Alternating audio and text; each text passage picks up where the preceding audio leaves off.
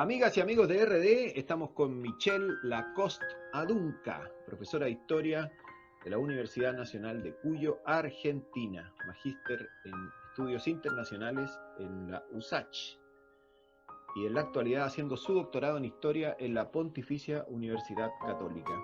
Michelle fue parte del equipo que confeccionó el libro El Pisco nació en Chile, proyecto dirigido por su padre, don Pablo Lacoste. En esta oportunidad queremos hablar de la historia de la uva, la vid y su llegada a Chile, ya que sostenemos que si a alguien pertenece el pisco es justamente a la uva. Gracias, Michelle, por concedernos esta entrevista. ¿Cómo estás? Bien, Guillermo, muchas gracias por la invitación. Oye, Michelle, ¿te parece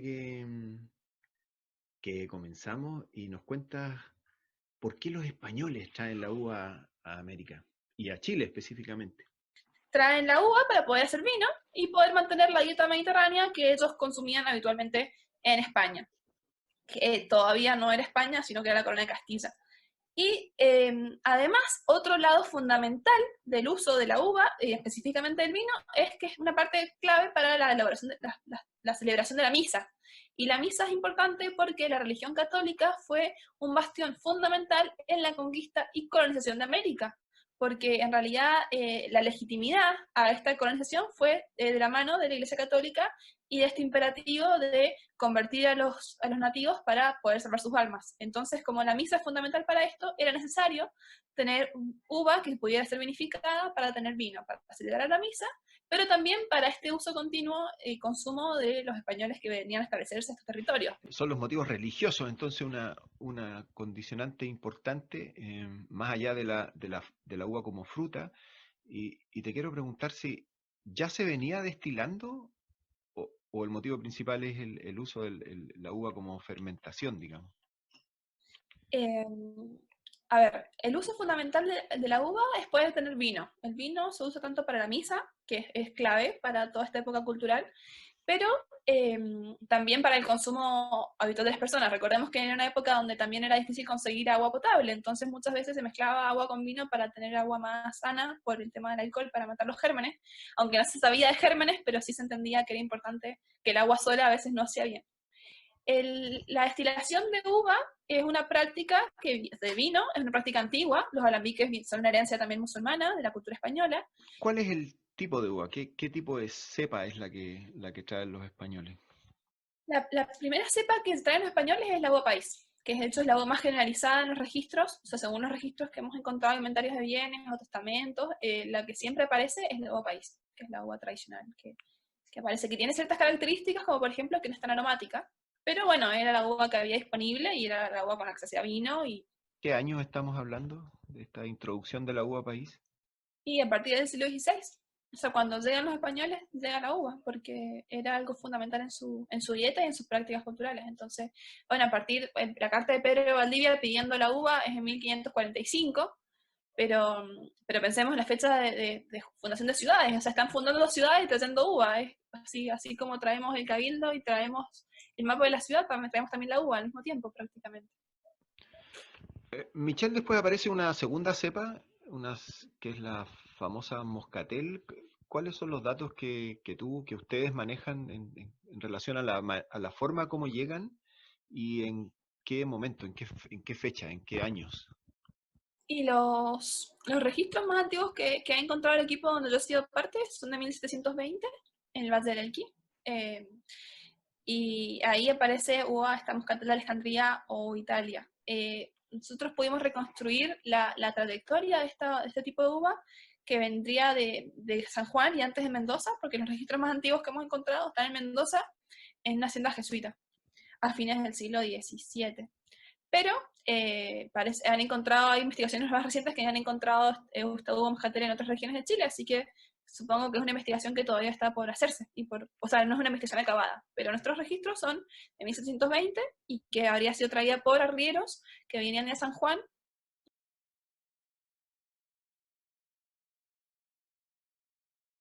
En el Archivo Nacional están centralizados los documentos de todo el país y entonces nosotros hemos trabajado en el Archivo Nacional en Santiago. Está en la calle Miraflores, enfrente de Cerro Santa Lucía. Esta segunda cepa, que es la Italia o Moscatel de Alejandría, ya es tiene características distintas a la primera. ¿Cuáles son esas diferencias? Fundamentalmente es mucho más aromática. Además se utilizaba más para hacer pasas, que las pasas también eran un subproducto de la uva que se comercializaba en esa época porque podía mantenerse un poco más tiempo que la uva fresca, y entonces se comercializaban pasas y generalmente la uva Italia se descajaba para producir pasas. Se cultivaba en parrones y se utilizaba fundamentalmente o en gran parte para producir pasas, porque es mucho más aromática. Pero además, al ser más aromática, tiene más características que sobreviven al proceso de destilación. Entonces también quedan, o sea, producen aguardientes de mejor calidad que el agua país. Es más agradable, porque es más aromática.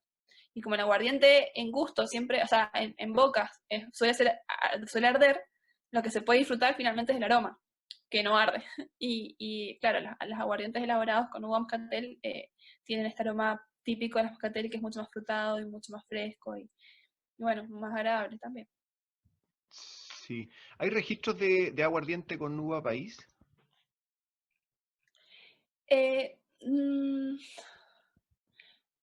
no está, en realidad no hay ningún tipo de certeza de que todo el aguardiente que se elaborara en Chile fuera con uva Italia, porque de hecho la uva Italia era muy minoritaria. Así que tenemos que asumir que sí había aguardiente con uva país. Porque no, la uva, o sea, hay mucha aguardiente y poca uva Italia, entonces en realidad evidentemente hay aguardiente hecha con uva país. El tema es que es de menor calidad que la hecha con uva Italia.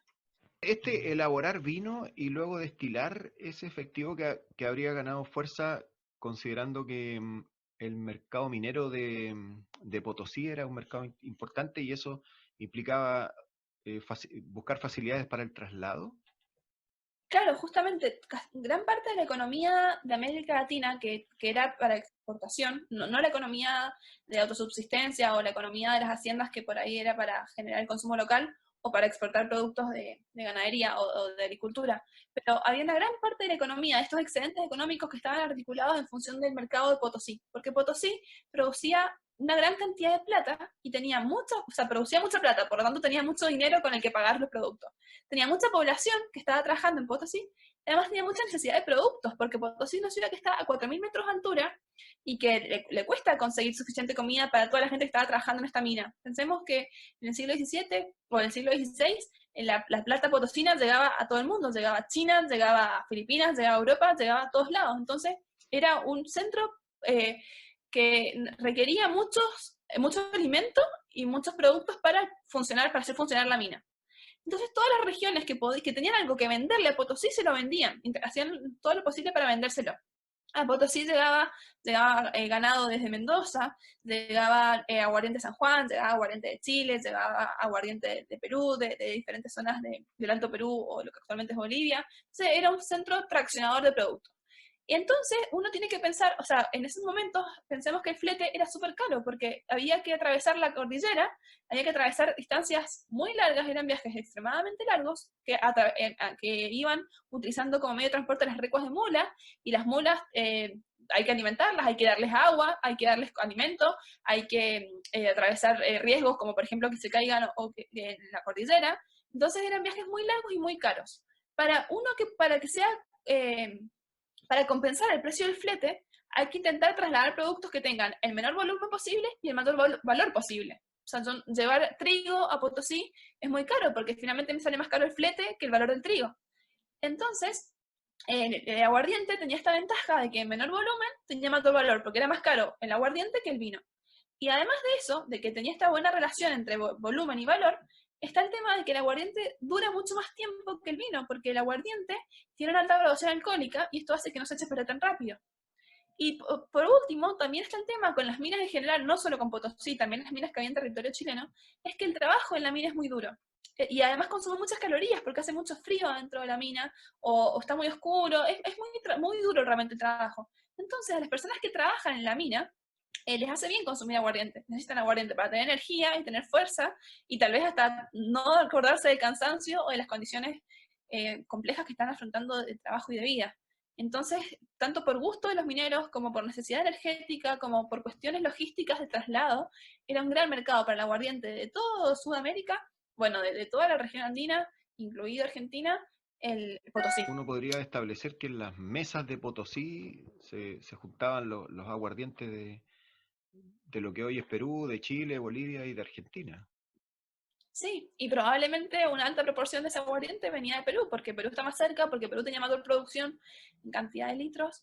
Entonces sí, pero en la misma mesa pueden haberse juntado los aguardientes de Argentina, de Bolivia, de Perú y Chile, sabiendo que en esa época todo este territorio pertenecía al Virreinato de Perú, ¿verdad? El norte argentino era virreinato de Perú también. Sí, porque el Virreinato del Río de la Plata es creado en el año 1776, a fines del siglo XVIII. Entonces, en 1720 también era Virreinato de Perú. ¿Y existiría la posibilidad de que en esas mesas de Potosí hubiese surgido el nombre pisco para nominar a esto a este destilado de uva? Yo podría irme a Potosí a investigarlo y sería muy interesante encontrar esa respuesta, pero mientras no tengamos esa respuesta, yo creo que también hay que reconocerle la agencia a las personas chilenas o a las personas que habitaban el actual territorio de Chile, que decidieron por algún motivo que no tenemos muy claro por qué ponerle a este aguardiente especial pisco. Por los registros que nosotros tenemos, lo que podemos decir a partir de las fuentes es que en Chile se decidió ponerle pisco. Tal vez haya sido algo en Potosí, pero no tenemos antecedentes suficientes para poder decir. Mm, Pero es una hipótesis que yo creo que puede ser entretenida y me iría a Potosí a investigarla, pero sí. no, ¿Cómo habría llegado la uva moscatela a Argentina, al norte? yo no, ¿Bajo qué llegó venía por tierra o llegaba por mar a Cuyo? O sea, considerando que son variedades de uva que vienen de Europa, pues necesariamente llegó por un barco. El barco Mm, habrá llegado a Buenos Aires o habrá llegado a Panamá y de Panamá a Perú. En barco llegó porque de América a Europa se llega en barco. No tengo suficientes antecedentes para decir por cuál de las rutas vino, si directamente por Buenos Aires o si pasando por atrás de Panamá. mm. ¿Me cuentas un poco cuando empiezan los etiquetados de las botellas? Sí, claro. Bueno, yo creo que una de las cosas, de las partes interesantes y bonitas del libro El Pisco Nació en Chile es que pudimos hacer un rastreo de las etiquetas de pisco que están resguardadas en el INAPI, que es el Instituto de Propiedad Industrial que hay en ¿Mm? Chile. Y encontramos etiquetas muy antiguas. Las más antiguas son de 1882 y 1883. Entonces aquí cabe preguntarse por qué recién en 1882 hay etiquetas de pisco si en realidad el pisco se producía desde 1733 o 1717. Entonces, el punto es que tenemos que recordar que estamos en una época donde todavía no estaba muy claro el concepto de marca comercial. De hecho, la ley de marcas en Chile es de 1874. Antes no había marcas, no había que poner marcas a los productos, todavía no era normal. Ahora nosotros tal vez en nuestro tiempo nos cuesta pensar en un mundo donde las marcas no existían o no eran importantes, pero en esa época Claro. todavía no se desarrollaba. Entonces, el registro más antiguo de una marca de pisco que hemos encontrado es en 1850, en la aduana de Valparaíso, que había unas botijas de pisco Y que se rompieron y por eso quedaron registradas estas marcas, pero en realidad solamente estaba la Y, no había más información, no había una etiqueta propiamente dicha como la que sí encontramos en 1882. Y estas etiquetas que surgen después de la ley de marcas y que están registradas en el INAPI, traen información. ¿Qué información traen? Traen información del dueño, perdón, quién está elaborando el pisco, traen información del lugar donde se elabora el pisco y traen información del tipo de uva. ¿Y por qué traen información del tipo de uva? O sea, es la información que el dueño de la producción considera que es más importante. Y es más importante y que le va a dar más valor agregado y que lo va a diferenciar de otros productos tal vez similares. Y entonces, ¿qué está considerando? ¿Quién va a inscribir la marca en el registro de marcas? ¿Qué es lo más importante? Bueno, el tipo de uva y el lugar donde se produce. Entonces vemos que hay una relación entre el origen, el destino, que en esa época no se hablaba de terroir, pero hay un terroir que está registrado y que está preservado y que está indicado como valor, algo que genera valor agregado, y el tipo de uva. ¿Y por qué el tipo de uva? Bueno, porque justamente estas uvas descendientes de las moscateres, que es la uva pastilla o la uva italia, son uvas que le transmiten características organolépticas especiales al pisco que hacen que sea un pisco de mayor calidad, porque es más agradable el aroma. Es un pisco que tiene características excelentes y eso va a hacer que en el mercado, cuando yo voy a elegir cuál voy a comprar, bueno, voy a comprar este porque sé que el pisco producido en Copiapó o el pisco producido en Elqui y que está elaborado con uva pastilla o con uva Italia, es pisco que yo quiero comprar y que me gusta. Y prefiero este frente a cualquier otro tipo de aguardiente que me ofrezca el mercado.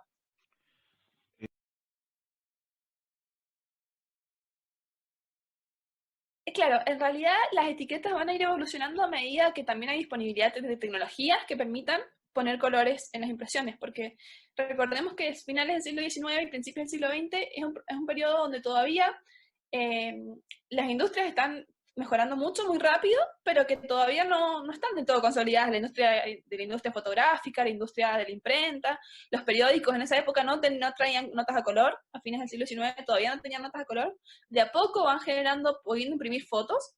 Entonces, es un desarrollo natural de la industria que permite imprimir a color a gran escala y es lo que se va a ir plasmando de forma bastante innovadora en las etiquetas de pisco. Pero eso es parte de un desarrollo tradicional, normal, o sea, no normal, pero sí es un desarrollo de la tecnología que va a permitir que estas etiquetas tengan cada vez más recursos para diferenciarse y para poder vender el producto y posicionarlo. Comienzan a aparecer las cepas em, criollas, es decir, ya nacidas en Sudamérica. ¿Nos cuentas de eso?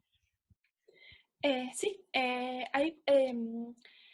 nosotros sabemos que en la época colonial llega la uva país y la uva Italia o Moscatel de Escandría. La uva país llega desde el primer minuto y la Moscatel de Escandría llega a partir de 1720, bueno, fines del 17, principios del 18, llega la Moscatel.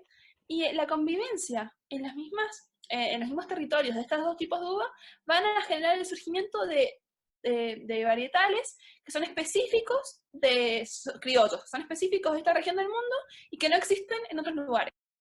¿Qué pasa? Los marcadores genéticos que se han desarrollado hace poco han logrado demostrar que efectivamente, por ejemplo, la uva torrontés es descendiente directa genéticamente de la uva país y de la uva moscatel de Alejandría. Si no teníamos moscatel de Alejandría, no podía haber uva torrontés porque el torrontés es hijo de estas dos cepas originarias europeas que convivieron mucho tiempo y la selección, ya sea natural o artificial, porque puede ser que hayan habido productores de uva que estaban viendo que tal vez la mezcla funcionaba mejor y hayan dirigido un poco esta evolución, más la selección natural, perdón, son los que piden por resultado varias distintas cepas de varietales que son criollos. Otro ejemplo es la uva Pedro Jiménez, que también es una cepa criolla que existe a partir de la cruza de uva país y de Moscatel de Alejandría, que es distinta de la Pedro Jiménez europea, pero es típica criolla y tiene ciertas características que hacen que sea una de las variedades permitidas para elaborar pisco en Chile.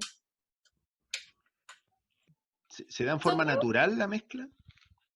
Yo creo que, o sea, en general vemos que los mejoramientos de especies, ya sean animales o vegetales, hay una relación simbiótica entre evolución y polinización de abejas que tal vez no está dirigida, pero también hay una selección humana de la mano del hombre que va seleccionando ciertos tipos de racimos o ciertos tipos de plantas para reproducir porque se adaptan mejor al territorio o porque generan mayor productividad o por diferentes criterios que las personas que son expertas porque se dedican a cuidar la viña y a cultivarla van seleccionando. Entonces, no hemos detectado y no creo que se detecte el día en que una persona escribía en su diario íntimo: decidí mezclar la uva país y la uva criolla para hacer un nuevo tipo de uva. Pero sí es una elaboración y una relación simbiótica entre los cultivadores y las plantas que van seleccionando aquellas uvas que se dan cuenta que tienen características especiales y que son más positivas para la producción de pisco y de determinados aguardientes de cualquier tipo.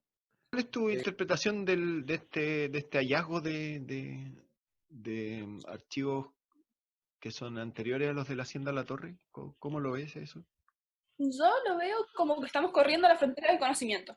Cada registro más antiguo que aparece, en realidad estamos corriendo lo que se sabía hasta el momento, y enhorabuena. Yo soy historiadora y como historiadora en realidad me alegra cada vez que hay un descubrimiento que nos permite conocer mejor la historia y conocer mejor cómo fue el proceso de elaboración y de historia de este producto que yo valoro tanto, que es el pisco chileno actual. Entonces me parece genuino y me parece bueno porque además refuerza las hipótesis de que el pisco chileno tiene una historia propia, una historia larga, de muchas personas involucradas que en su vida le dedicaron a elaborar este producto tan noble. Entonces yo creo que es una gran noticia que haya aparecido estos registros en Chile. Sí, Cristian Cofré me comentaba ayer que en los registros de la Hacienda La Torre la palabra pisco aparece con mayúscula, por lo tanto en algún momento se podía pensar que se refería a algún lugar geográfico. Pero ahora en el caso de Alhué la palabra pisco aparece con minúscula. Es un detalle, pero que puede tener cierta injerencia en la interpretación, digamos. Claro, en realidad esta cuestión de si el pisco estaba con mayúscula o con minúscula es algo de lo que se agarra por ahí la gente que no está acostumbrada a leer documentos del siglo XVIII, XVII, porque en esa época la ortografía era muy diversa, muy distinta, y en realidad cada escribano escribía un poco como le parecía. De hecho, yo me jactaba de tener buena ortografía y cuando empecé a trabajar en el archivo mi ortografía se empeoró bastante porque me empecé a acostumbrar a ver palabras escritas muy mal. Sí. Entonces, así como las reglas ortográficas no estaban tan sistematizadas en esta época, bueno, pero es muy bueno que haya surgido este registro de botijas de pisco con minúscula, porque entonces nos quita un poco de Sí. estos rumores que tenía gente que por ahí no estaba acostumbrada a la ortografía del siglo XVIII y Sí. podía decir que en realidad la mayúscula era indicador de que eran botijas que venían de pisco, lo cual es muy poco razonable, porque ¿por qué va alguien a llevar botijas desde el puerto de Pisco a un lugar que tiene un horno para hacer botijas, que está en medio de la montaña, que implica un traslado en mulas de productos que son frágiles, que se pueden romper en cualquier minuto? O sea, no tiene mucho sentido llevar botija hasta la hacienda de la Torre en el Valle del Elqui, y menos a la hacienda de Alue, a la estancia de Alue, porque son lugares que están en medio de la montaña, que tienen hornos para hacer botija, que tienen una tradición, entonces como que eso es un poco Claro. forzado. Si tenías viña, si tenías alambique y si tenías botija, no hay ningún motivo para traerlas de otro lugar, digamos. Exacto. Ese mismo principio se podría aplicar entre la hacienda La Torre y la estancia de Alhué también. Es decir, es muy factible que se haya producido en ambos y no que de un lado haya ido al otro, digamos. Claro. Mm. Exacto, lo que veíamos es que así como Marcelino Rodríguez Guerrero estaba muy vinculado con la estancia de Alhué, es posible que haya llevado, o sea, que haya llevado la idea de poner el nombre o la forma de elaboración del pisco, que la haya llevado, porque en realidad es la misma persona que está vinculada en los dos lugares, Él pero es muy sería, poco probable. Eso es como que puede ser. Sí, sí, no pero sé. él sería el vínculo, ¿sí? Marcelino Rodríguez Guerrero sería el vínculo. Sí. Y tú me dices que esto está en investigación, por lo tanto las cosas O pueden ir sea, lo que cambiando, pasa, tomando otro rumbo. no, es muy poco probable que encontremos un diario personal de Marcelino donde establece sus razones para ponerle pisco a este aguardiente de uva especial. Entonces, no, mientras no aparezca ese tipo de documentos, vamos a tener que seguir interpretando los documentos que sí tenemos. Mm. Y lo que yo sí encontré, o sea, lo que encontramos con el equipo de investigación, es que lo que pasó fue que Marcelino Rodríguez Guerrero estuvo administrando la Hacienda de la Torre. Pero antes de que él la administrara, hubo un inventario de bienes en el año 1727, donde decían que habían 3 botijas vacías. Y esas 3 botijas vacías, y todo el resto de la bodega tenía los productos casi los mismos que en el 33, que es cuando aparecen las botijas de pisco. Pero las botijas que son de pisco en el 33, en el 27 ya existían, pero estaban vacías. Entonces ahí lo que vemos es que esas botijas estaban, pero estaban vacías y después están llenas de pisco. Evidentemente hay algo interesante que hace Don Marcelino, que no sabemos por qué lo hace, pero bueno, lo hace y eso en realidad tiene sentido en la medida en que inaugura una tradición de 3 siglos de producción de aguardiente de calidad en el Valle del Elqui. Exacto. Michelle, muchas gracias. Ha sido realmente un placer conversar contigo, escuchar toda la información que tan bien manejas. Así Gracias que por la invitación. sí, sí.